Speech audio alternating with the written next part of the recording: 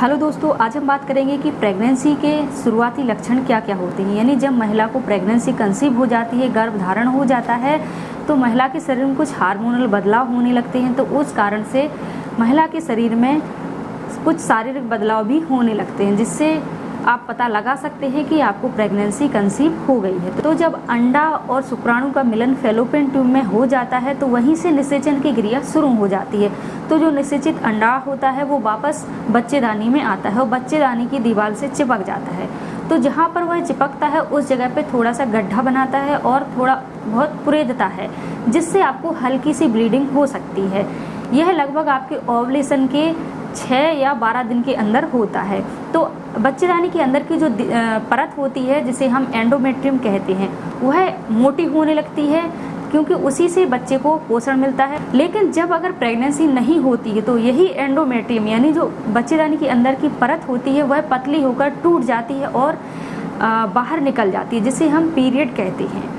तो जब pregnancy conceive हो जाती है, गर्भधारण हो जाता है, तो महिला के शरीर में ऐसे कौन कौन से लक्षण दिखाई देते हैं जिससे वह खुद पता लगा सकते हैं कि आपको प्रेगनेंसी कंसीव हो गई है। तो इसमें सबसे पहला और सबसे मुख्य लक्षण होता है पीरियड का मिस हो जाना, यानी पीरियड ना आना।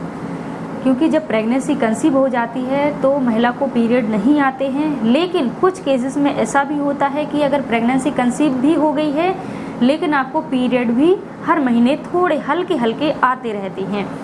तो अगर आपको पीरियड नहीं आया है तो आप ये कन्फर्म नहीं कर सकते कि आपको प्रेगनेंसी ही है, जब तक आप प्रेगनेंसी टेस्ट ना कर लें। इसके अलावा दूसरा लक्षण होता है जी मचलाना और उल्टी आना, जिसे हम मॉर्निंग सिकनेस भी कहते हैं।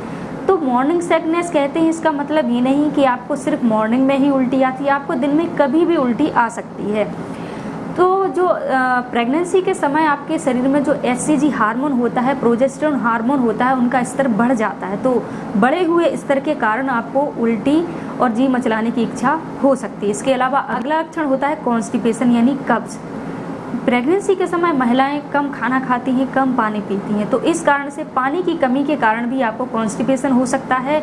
और जो आपका प्रोजेस्टेरोन हार्मोन होता है उसका स्तर बढ़ जाता है, उस कारण से आपकी जो आंतें होती हैं यानी उनका कार्य है वो बहुत धीमा हो जाता है, उस कारण से आपको कॉन्स्टिपेशन यानी कब्ज हो सकता है। इसके अलावा आपके शरीर का तापमान हल्का सा बढ़ जाता है, क्योंकि शरीर में जो प्रोजेस्टेरोन हार्मोन होता है उसका स्तर बढ़ जाने से आपके शरीर में तापमान भी हल्का बढ़ जाता है। जो प्रोजेस्टेरोन हार्मोन होता है वो बच्चे के ग्रोथ के लिए यानी बच्चे के विकास के लिए बहुत अहम भूमिका निभाता है। तो अगला लक्षण होता है बार बार पेशाब आना, क्योंकि प्रेगनेंसी कंसीव हो जाने पर आपका जो गर्भाशय होता है उसका आकार बढ़ जाता है।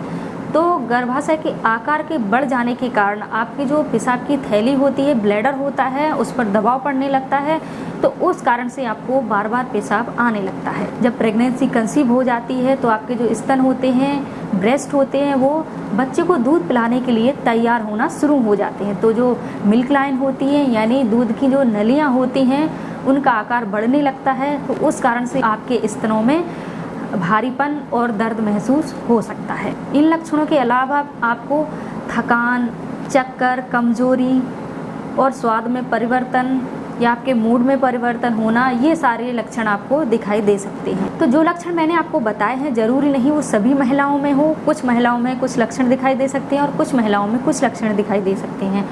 तो ये लक्षण जानने के बाद आप ये कन्फर्म नहीं हो सकते, श्योर नहीं हो सकते कि आपको प्रेगनेंसी ही है, क्योंकि ये लक्षण किसी और वजह से भी आपको हो सकते हैं।